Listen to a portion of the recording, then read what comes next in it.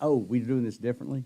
It's same like Dirty Mo Live. Like we did with Dirty Mo Live? Yeah, the That's pretty cool. anticipation. Yeah. That's kind of nice. Yeah. All right, so we should be live. Hey, everybody, it's Dale Jr. for the Dale Jr. Download, and this is the Ask Junior segment of the show brought to you by Xfinity. Xfinity X5 is great. It's a great internet service that I am a customer and I use. I hear that they got this new thing. It's this white box, man, that gives you like a whole gig of speed or something. I don't know. I don't either. I get 200 up and down, and maybe I need to up it. I've had it for several years, so maybe I need to upgrade. Hey, Can somebody help me here? We're gonna help you. I guess we need to make a call. So well, I don't know. I mean, I'll pay for it. I'm paying for the service. Oh no, now. you'll pay for it. Yeah. I don't want. When I hear somebody make a call, it's like sending a favor, kind of. That's what it sounded like. Yeah, it did sound like that, but I know where your heart is. I keep seeing the advertisement, and they got this little tower, and they're like up to a gig, and I'm like, I want that's the tower. freaking fast. Yeah. Awesome. Yeah. So anyhow, I'm looking into that. Here we are. Post Phoenix, we got what? One more show left? Yeah, one more show left. One more show? Official show, yeah. Yeah. You know. All right. Oh, we're wrapping this season up. It's kind of sad, Don't like bit. to see it end. I'm ready for a break. All right. Hannah's got the questions you guys sent in to Xfinity Racing on Twitter. Let's get to them. All right, this first one here comes from Andy. With the season now ending, what would be your dream Final Four tracks to end the season? What? What? Final Four track? Wait, don't they race at one to the? Yeah, but isn't there there's 3 in the last round? And then one. And then one. So you want them 4? Yeah. All right. I would say North Wilkesboro, Nashville Fairgrounds, Martinsville, and Bristol. Short tracks. I'm just kidding. I would say, I love Martinsville being that final race. They need to fix the short track package, and I hope they do, and they talk about it. O'Donnell said they're going to work on it. But Martinsville or any short track, really, Bristol, no, not any. Martinsville or Bristol being the cut race to the championship is good with me. I thought Kansas put on some good racing this year. No, the Charlotte Oval put on a good race this year. Yeah. So I might think about one of them too. Maybe Daytona. Throw Daytona into that Chaos. third round. And then the championship race to me just should be going to different venues every couple of years.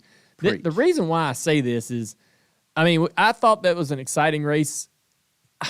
I know that if that was the March race at Phoenix, people would be more critical. I would probably be less satisfied. But being that there was a championship being decided, that brought some interest into what was happening there. And so the racing, like the gap between this guy and that guy and the lack of side-by-side, there was some passing, but not a ton. That, the fact that there was a championship battle made that race a little more enjoyable. But the reason why I want the race to move is because it changes the playbook. It changes the teams. I went up to Josh Berry. He gets out of his car after the race on Saturday. And I said, hey, man, first I said, hey, are you hungry? And he goes, no, I'm good. I'm like, no, for next year, you hungry to try to win a championship? And he's like, yeah. I said, all right, let's stay hungry. This off-season is going to be about getting better. And so I'm ready to start it right now. And he goes, all right. And so the other thing is like I said, now that you've came here, ran a whole year, and you've lost this race at Phoenix, now you know all these things that you would change to be better in this moment. You know all the things that you might have been done differently or done to prepare better. Now that you kind of look back and go, oh, I get it now, okay. And so you'll be in a better position when we get here next year because you're smarter and you realize some things that can change. That's why that race can't stay there year after year after year after year because the teams know the playbook. That's right. And there are certain guys, like especially when we did Homestead, that were just so dang good. Yeah. At Homestead. And like there's Homestead's a tricky track. Like that's one that you've got to have the finesse for. And there's guys, there's drivers that are great at all. There's the tracks will be good. There's tracks that everybody's good at. There's tracks that organizations are good at. But I think just kind of keeping it moving around every 2 or 3 years, like go to Phoenix for a couple years, go to here for a couple years, go here for a couple years. And that keeps the teams, keeps things kind of fresh and shook up. And they can't really establish like this perfect plan or perfect playbook of how to get to that end result. Whereas if we're at the same racetrack every single year, it just kind of becomes almost robotic in a way how they get there. And we'll see a lot of the same guys at the same championship 4 every year, right? While we're still talking about on-track stuff, we had a couple different people actually tweet at us with differing opinions in regards to the Chase versus Ross activity that took place. Of course, you involved in calling that replay. Do you have a stance on that? And if so, where do you stand? Oh, well, I thought that we called it really well from the booth. So this is really this really comes down to mentality and like, so Ross is in position. He moves left and gets under the 9 and he's underneath him, right? And so if the 9 comes down, every driver is probably going to do things a little differently. Ross is the type of guy that if he's got position and you try to block, he's holding the steering wheel straight and you're spinning. Your fault. Okay?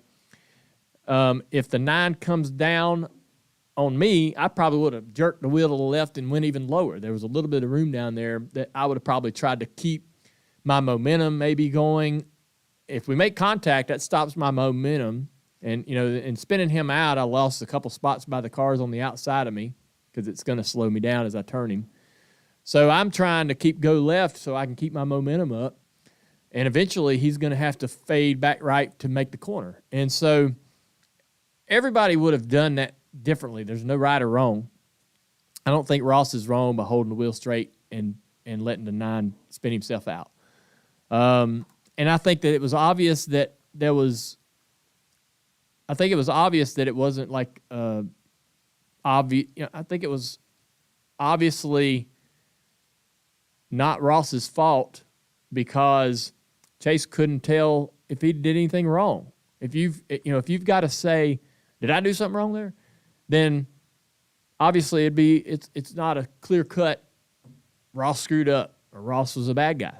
So, and then somebody on social media did say, man, he really calls it all toward the Chevys. If you watch enough broadcasts, you'll see Dale calls it for the Chevys. And I said, yeah, when it's Chevy on Chevy, I'm going to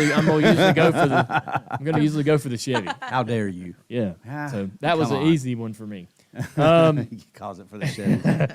I had a little fun with that. But, I think Ross is basically, that was a championship race too. So I can see where Ross would have more of a, oh man, I'm not moving for you. I'm not compromising for you here. In this situation, you put me in a bad spot, and I'm holding the wheel straight, and so be it. But I think Ross too has basically made it pretty clear, like in those type of moments, how he's going to react and how much he's willing to or not willing to compromise for the drivers around him. I don't think he should have cut Chase a break. He could have cut him a break. He could have chose to not turn him around. I don't think he had to, especially in the championship battle. Yeah, I think a lot of people were anticipating when Ross came back around. Everyone was holding their breath. Like, I was holding my breath, and I was like, all right, this could be a huge determining factor here. Yeah. And then it was smooth, because based on Chase's radio, I didn't know how that was going to go down. Yeah. So I felt like, too, that Chase was like, hey, did I do anything wrong there? No, you didn't do anything wrong. But they wouldn't turn around and say, Chase wrecked you. Yeah. Or I'm sorry, Ross wrecked you. They wouldn't say something that wasn't true. They wouldn't, nobody Really? was. I think they would.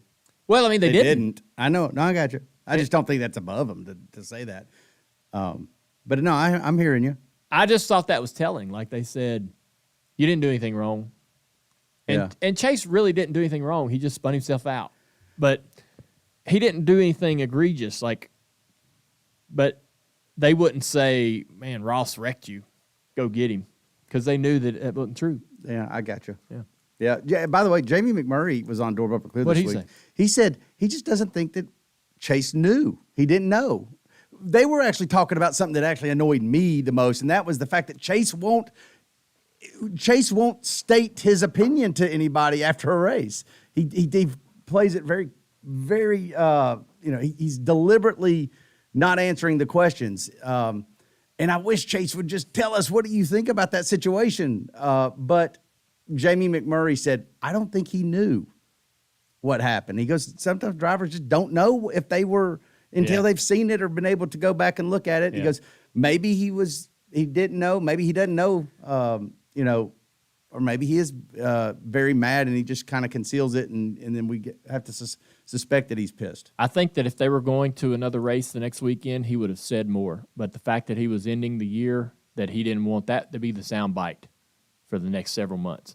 Not that not the sound bite that we would use or whatever. Yes, he'd probably hear it for a couple. But what's the last thing you're going to say to a microphone at the end of a year when you've lost a championship? Is it going to be complaints about Ross Chastain? Is that what you want to leave on the table? Is that the bookend that you want? And then, therefore, the first thing that they ask about in February. You're right. You're a good point. Yeah. They didn't bother Jeff Gordon, by the way. He had a lot to say about it. Anyways, carry on. Carry on. A couple people chiming in saying they like your Bob Seneker shirt. Hey! eBay. This and this one comes from all of our Facebook comments. A lot of people saying, do you have any car restoration projects or updates that you want to share? Love hearing about the stuff that you do in your downtime. Yeah, just in the Xfinity shop here, back in the fab room, is the 66 Nova wagon. They're still working on some of the rust issues that car had, and that's coming along well. There's no. I wanted to get a plug and play Chevrolet engine, transmission, drivetrain kit. Those are back ordered, so I'm having to search other options, and we're gonna be fine there. But I've got I think it's a 78 or an 80 Chevy Blazer that is a project. It's going to need a little work, but I'm going to tune on that here at some point. I got a lot of odds and ends on the cars that I actually drive. I got a burnt spot on my 77 C10 where the exhaust burnt some of the paint on the rear bed, on the truck bed. Little stuff like that to clean up. Oh, I put it on my social media, on my Instagram, a 65 Impala. This Impala has been in my family since it was brand new. I've actually wrecked it and had to repair it. I mean, it's been through everything. It was a community car for a while, had a lot of damage on all the corners. I got the car from Dad, paid $2,000 for it, probably around 1998, and put a stereo in it, fixed a bunch of the chrome, got the body cleaned up, cleaned up the engine bay and fixed it all up, took all the interior out, recarpeted the interior, repainted I did a lot of the work. I had some help with some friends too, but I was pretty hands-on with this car. We put some new wheels on it that I'm real proud of, and did some new inserts on the seats that I think look cool. I put a little video on my Instagram. Anyways, I think that 66 wagon's kind of top of the list right now as far as focus on projects. I'm forgetting one, and I can't remember what it is. Good problem to have. Yeah. In the chat, we had someone just pop up, and I lost the name, but also on Twitter. I do remember one. I'm sorry, Hannah.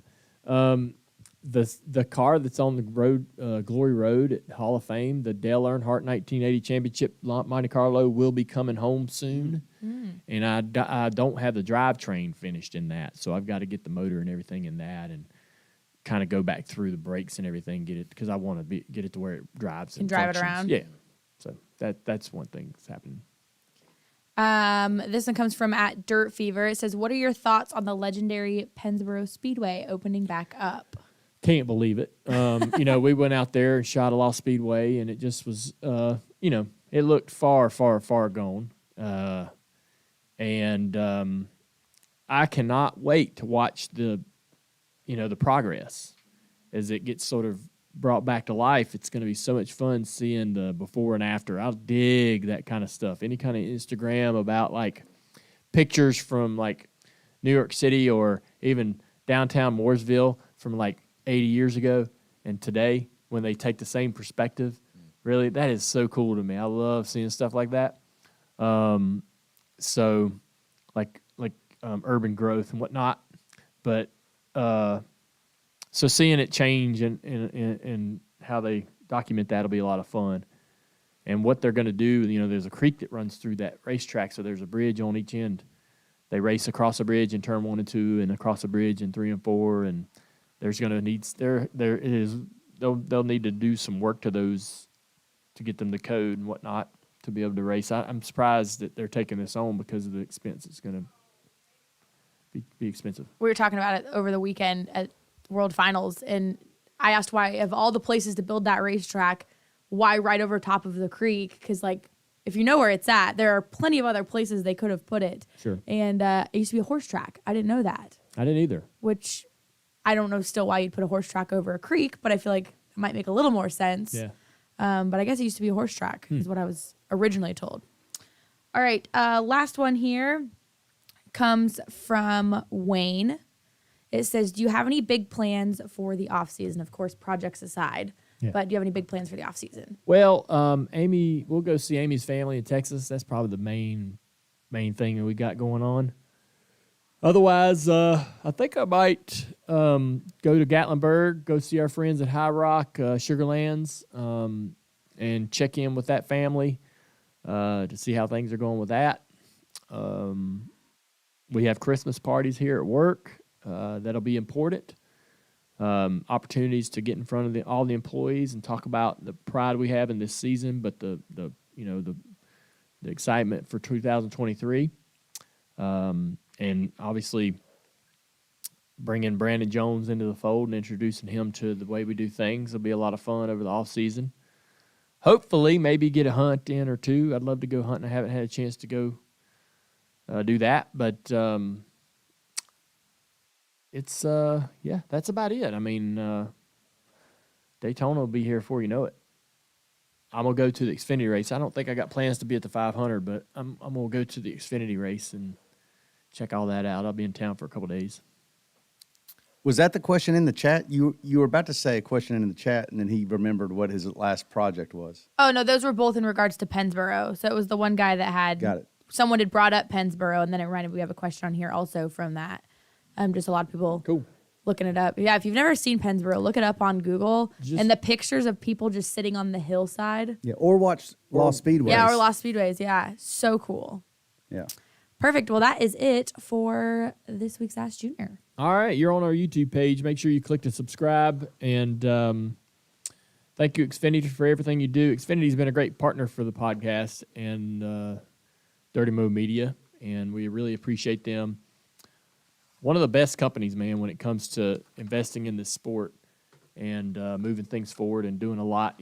We have a lot of help at a lot of different levels in NASCAR, and for them to support the Xfinity series and support our podcast,